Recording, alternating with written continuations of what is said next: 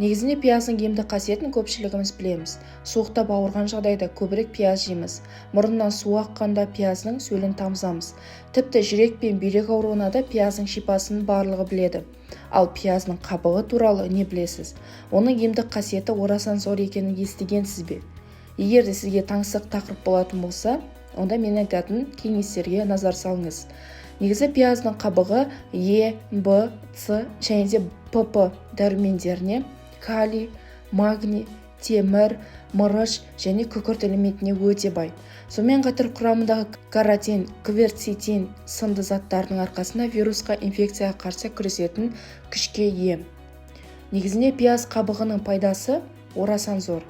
Яғни бұны халық медицинасында көптеген ауруға қарсы қолданады. Өйткені оның құрамындағы дәрумендер мен пайдалы элементтер өте көп. Сондықтан әртүрлі ауруға қарсы белсенді күресе алады.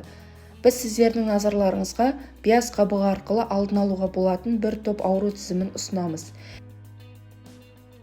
Егерде тамағыңыз жиі ауыратын болса,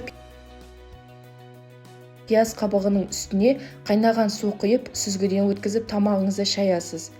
Тұмауға тап болсаңыз, қайнап жатқан суға 4 ас қасық ұнтақталған пияз қабығын сеуіп, 3-5 минутқа ыстық бумен дем аласыз. Қатты жөтелген жағдайда 2 стакан суға 2 ас қасық пияз қабығын салып, 15 минутқа қайнатыңыз және де міндетті түрде сүзгіден өткізіп аласыз.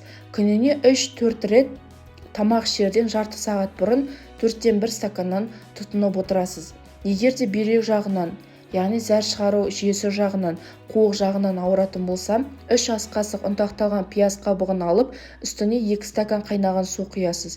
30 минутқа қалдырасыз. Қуығыңыз қатты қабынып ауырған жағдайда күніне 2 рет 50 мл-ден 3-5 күн ішесіз.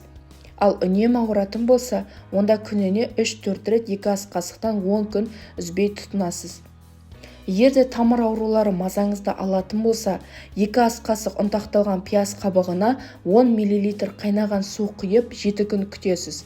Дайын болған соң жақсылап сүзгіден өткізіп, күніне 3-4 реттен тамақтан жарты сағат бұрын 20 тамшысын ішіп отырасыз. Және де сонымен қатар, осындай да тәсілі бар екен. Яғни 2 ас қасық пияз қабығына 400 мл қайнаған ыстық су құйып 6 сағат күтіп, кейін сүзгіден өткізіп, күніне 3 рет тамақтан бұрын, жарты сағат бұрын 4-1 стаканнан 7-10 күн ішесіз. Бір апта үзіліс жасап, емделу курсын әрі қарай жалғастыруға болады. Бүгінге айтарым осы, сіздермен бірге болған Гаухар. Соңына дейін қарағандарыңызға рахмет.